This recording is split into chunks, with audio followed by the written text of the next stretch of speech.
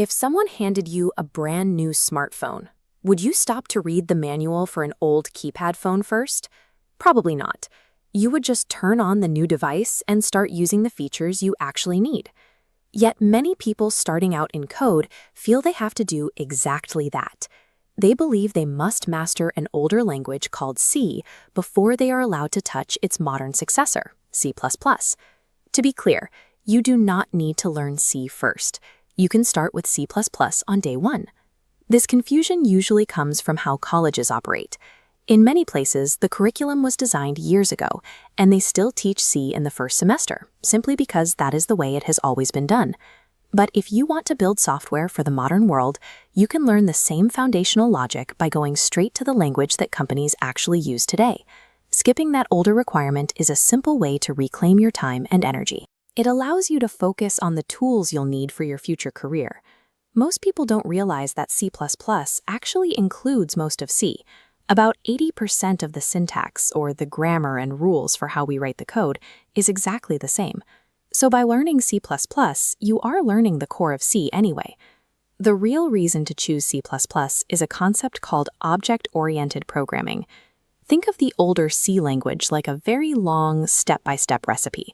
It works for a small meal, but if you are trying to feed a whole city, that one long list of instructions becomes impossible to manage. C++ lets you organize your code into objects, neat, self-contained blocks that represent real things. This is how massive teams at Google or Netflix build their software, so it stays organized even as it grows to millions of lines of code. By starting here, you are training your brain to think about code the way professional engineers do, rather than spending months on a more limited way of working. It might sound complex, but at the end of the day, coding is just basic logic. You are just giving the computer a set of instructions. For example, in any language, you need a place to store information. We call these variables. Think of a variable as a bucket with a label on it. When you want to save a number, you just put it in the bucket.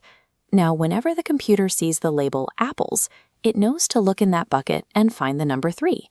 C++ is a favorite for engineers because it is designed to perform these kinds of calculations very quickly. It is one of the most memory-efficient tools we have, meaning it can do heavy work without slowing down your computer. This is why C++ is used for high-end video games, flight control systems, and even the software that manages space exploration. It is built for tasks where speed and precision are non-negotiable. By moving straight to C++, you aren't just making your learning more efficient. You are immediately building your skills on the tools that run the most advanced technology in the world. Of course, there is one practical exception. If your college requires you to pass a specific exam in C this semester, you should study it to get the grade.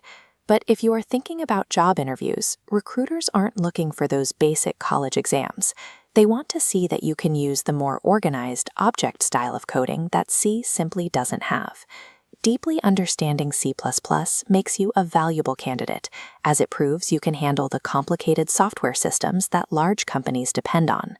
The time you save by not starting from scratch with C can be spent on more advanced skills, like learning how to create complex data structures, which are just more advanced ways to organize and connect those storage buckets to solve harder problems.